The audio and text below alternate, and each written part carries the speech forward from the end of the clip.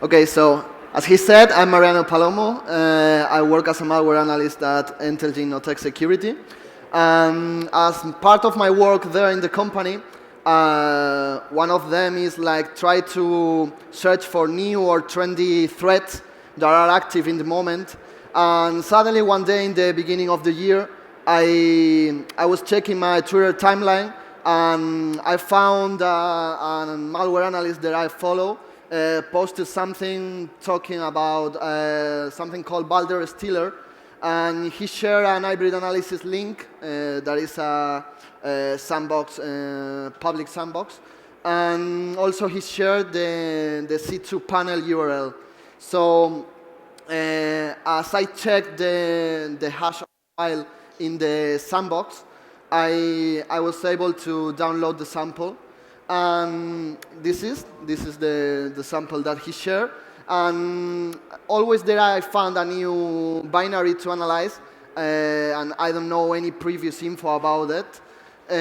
I tried to gather some previous info. So I loaded in a tool called Detective Easy, which give me some compiler detections based on some signs it has. I was able to check that this binary was compiled with C, C++. So once I know that, I also load the binary in another tool called PBR from a malware analyst called Hasherosaid. And I quickly discovered that the data section that is colored in green there is way, way bigger than the others. So maybe this binary is hiding something in that section. So as it was compiled with C++, I only can check the assembly code. So I need a proper disassembler to check that code. And I use IDA Pro for that. And I quickly discovered that he was using, if you don't see, I will zoom in. It was using a load library, so it loads some APIs dynamically, and I checked one called CLR create instance that is used to load reflective binaries, .NET binaries. And then I also checked there was some memory movings here in that part, and then there was an XOR algorithm apply with that keys and another buffer that were stored in that data section. So yeah, looks like something is hiding inside. And I ran the sample in a debugger, and I checked that I checked the same in here, and I saw the memory allocated that was moving these values here. And then there was a loop that was doing an XOR over a buffer, and this is the buffer. And then I check that letting the whole loop running, putting a breakpoint in the end, I checked that there was a p header decryption there. So I dump it from the memory, and then as I have another new binary, I did the same, and I checked this one was a .NET binary. And also the Detective Easy gave me some signs of a lot of .NET obfuscators. But there are like tools that automatically deobfuscate code, but looks like D4.dot, that is one of them, couldn't do anything with that one. So maybe this is just to distract, and I checked that indeed it was that. But yeah, .NET code can be decompiled with software like DNSpy. So I load the binary there, and I quickly discovered that the code was really obfuscated, like heavily obfuscated. There are like so many pieces of obfuscator there, but it was some custom obfuscator. There was not any like known software used there. But to make it more complicated, they also run the code in multiple threads. So each core section of the code is running in an independent thread. So you need to debug each one. And also there was like a lot of junk code inserted that is doing like garbage and nothing. So there are like multiple paces needed to figure out where the core functionality resides. But yeah, with passions, I figure out where are, and I also passed for one section where I discovered that also the panel URL was the C2, the panel they use to exfiltrate the data, is in plain text. So even they took a lot of effort to obfuscate their code. They just put the C2 URL in plain text. So having that info, and as I said, like spending some time debugging the sample and reverse engineering it, I discovered what was the main purpose of this sample, which is primarily it gathers all the system info it can, like invoking common .NET functions, and it gathers like computer name, username, the hardware ID. It checks also for running processes, the installed programs you have, and it tries to gather all that information like quickly in a single run of 20 or 30 seconds. But that's not all. It's also search for a lot of valuable information in the computer, like like cryptocurrency wallets, searching for .wallet files in the system, all that ones, Namecoin, Monero, Bitcoin, all of them.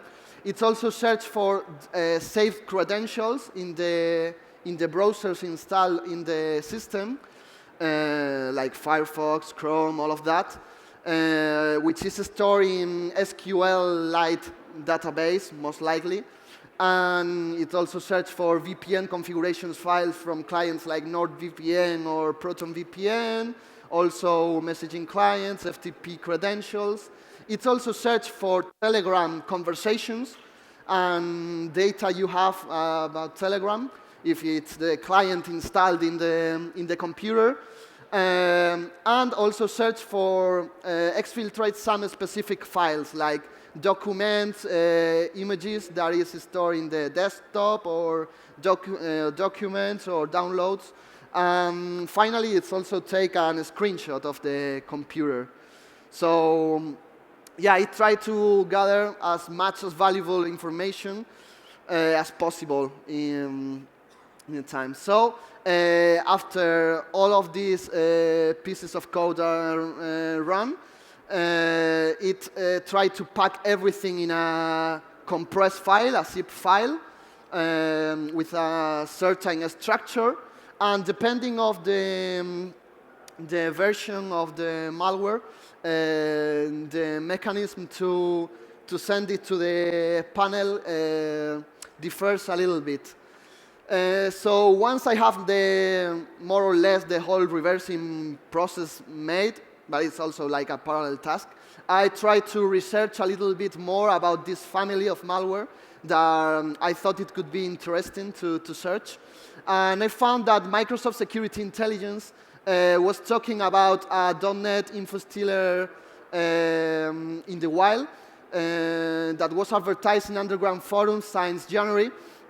And yeah, it was describing all the capabilities that I just showed you. And it also shared a couple of samples. This is the tweet they made. And yeah, searching a little bit more, I found that, as they said it was advertised in forums, I tried to find where it was. So I found all these forum threads where the malware was actually advertised, and they was indeed saying that it was a .NET stealer that was built with that C++ loader implementing the CLR hosting technique that I show you. And yeah, it was very active from January to May, then when suddenly the developer decided to stop running this malware. But yeah, the price for it was yeah, depending on the month, it increased a little bit. They made some offers. And they commented in this thread that there was like 200 clients who bought the license for this malware. So there are two threat actors that I identified in these forums. One is called Overdot. This is the username he used. And it was in charge of selling and promotion of this malware. And it has like a couple of contact ways, like Telegram or Jabber, with these usernames. And there's also another actor called Lord Odin that he said in this post that he was the malware developer, actually. So you can contact him on this Telegram, and this is his Twitter account. And they also created a Telegram bot where if you buy a license for this malware, you have access to this Telegram bot where you can actually get build new binaries for like clean versions. And also you can grab the C2, the panel, PHP code and the SQL database and all the stuff. But the buyer needs to install it on his own server, but the seller provides a couple of manuals to install and update the malware. So once I have all that information, what I was searching for, it was to catch them all, you know?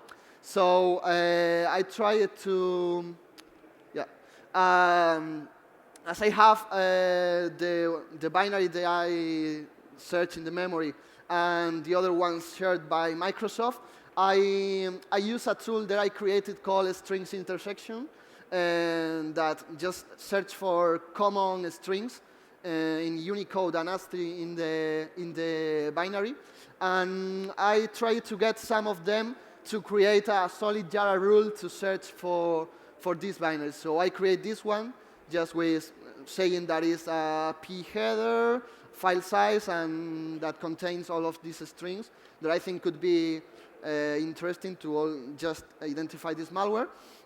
And I also decided to do the same with the C++ packer, because it's like the entry point. To search for more binaries, I keep searching for Balder Stealer threads, and I found a couple of more binaries, and I did the same. I searched for the strings it contains, and I created a Java rule. So I used the VirusTotal RetroHand service that passing a Java rule, you can search on his complete database for binaries, files that match with my Java rules.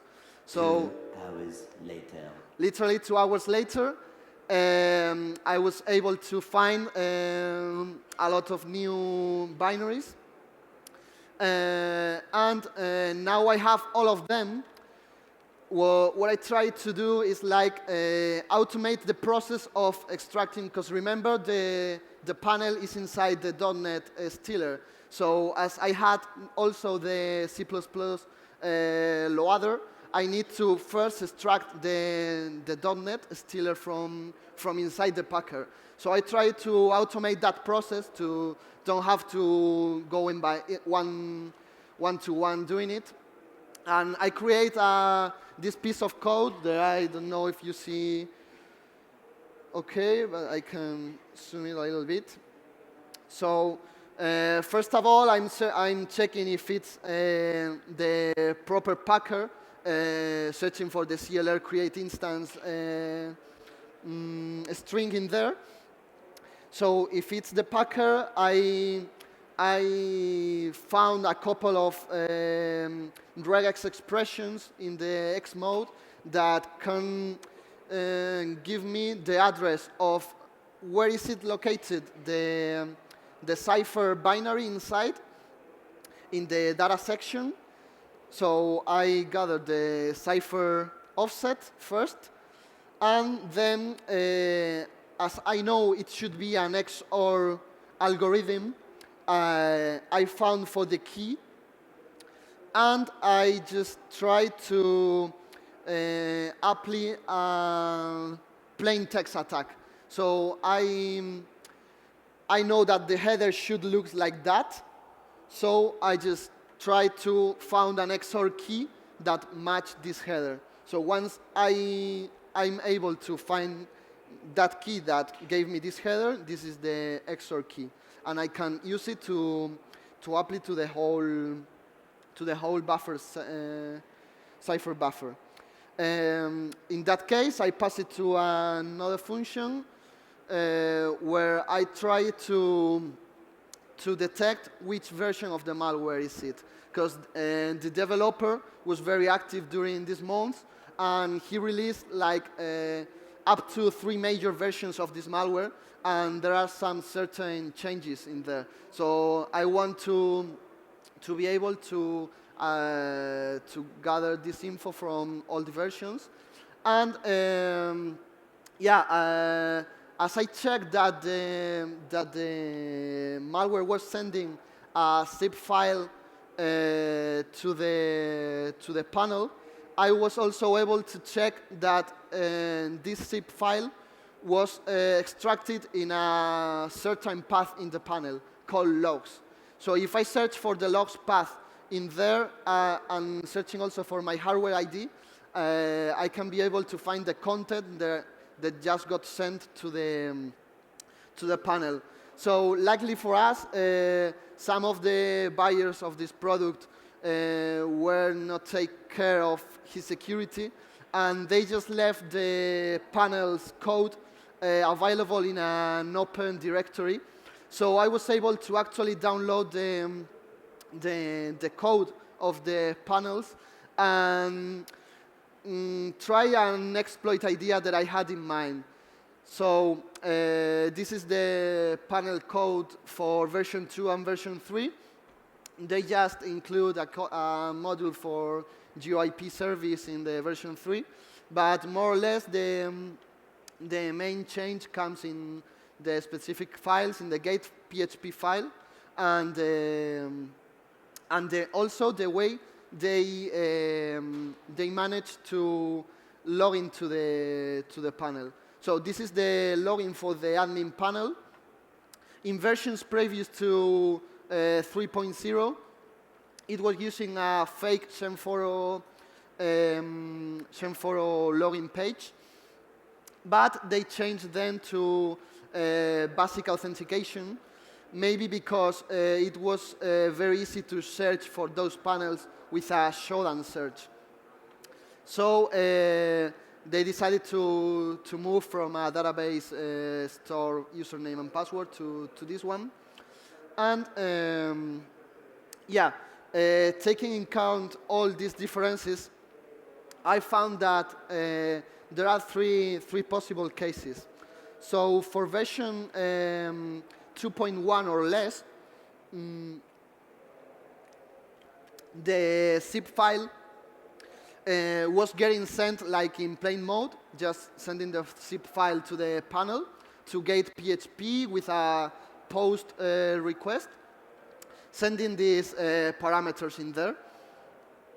And then for version 2.2, they include a little change. So you make a post to gate PHP. It gives you a 4 bytes XOR key, and it uses it to concatenate parameters with the 3 stars and the zip file. Everything is ciphered with that XOR key, and then send the zip file cipher to the gate PHP via post like before.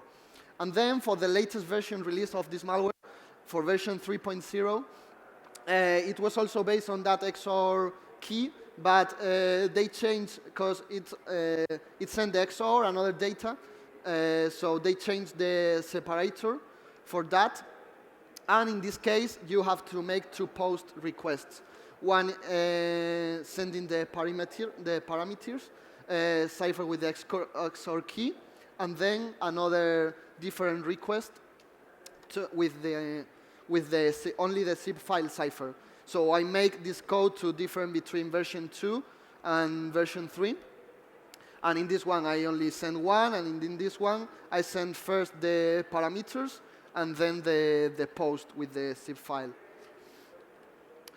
So yeah. After that, once where I include, I grab the zip file and I put inside a PHP shell that can give me access to the actual to execute commands in the server.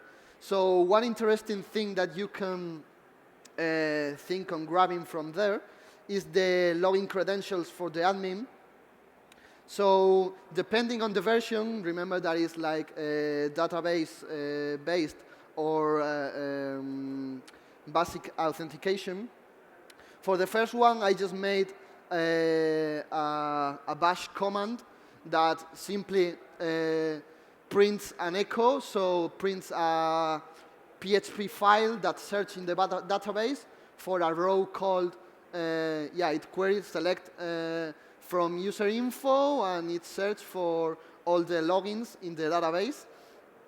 And I call it dump PHP, and I just make a get to this PHP that I just created in the server.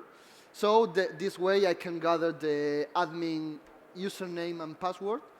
And in the other case, I just search for a file called database PHP that is stored inside the code, and they have the login and password there, but the password is in MD5 form. So I also include another library that can search if the MD file, it's called Buster, and with this tool you can search if the MD5 is like cracked already or is a known password. So I can check if we can guess the password like that. So running it in my local host, as I have the panel code, I just try to run my script.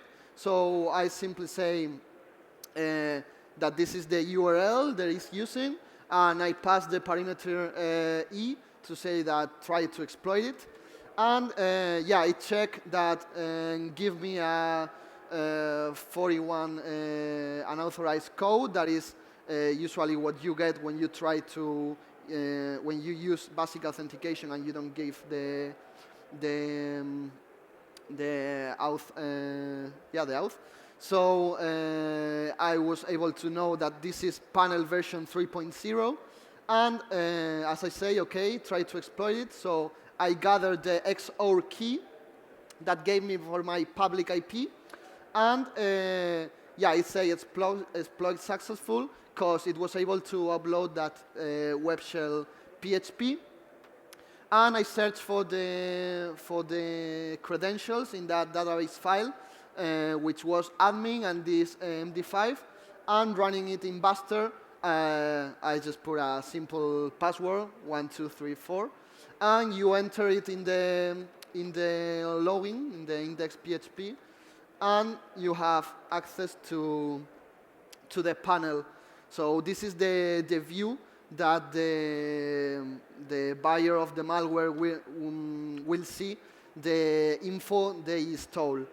So another idea that I have in mind, in case someone was thinking on exploiting live panels, it was so, okay, they are gathering some info from other people. Let's try to search if they have info from our clients. So as they store the passwords and credit cards info from the browsers, I decided to just run a find command with searching for passwords.log file that are not empty, or whatever cards file that are not empty. And I just try to parse the info that is in there, and then I I try in the one side for the credit cards info, make a query to bin list that tells you if which bank is the owner of a credit card.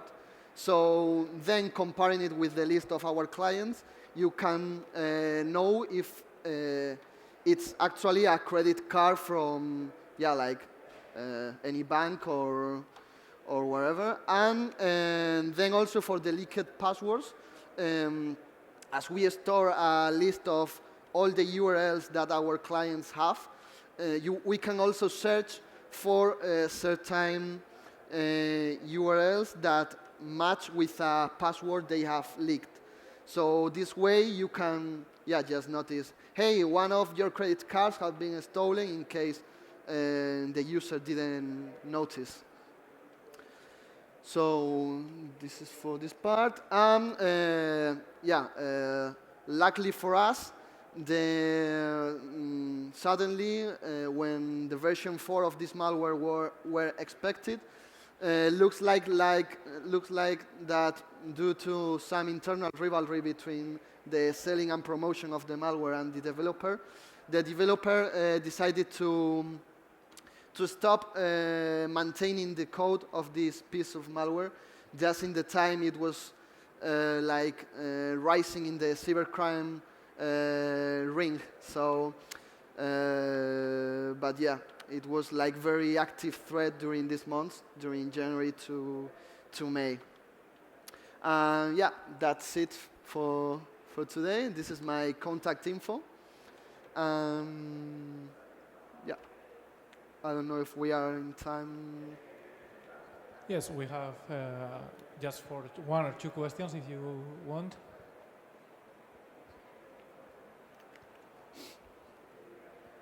No questions? Okay. Thank you so much. Thank you.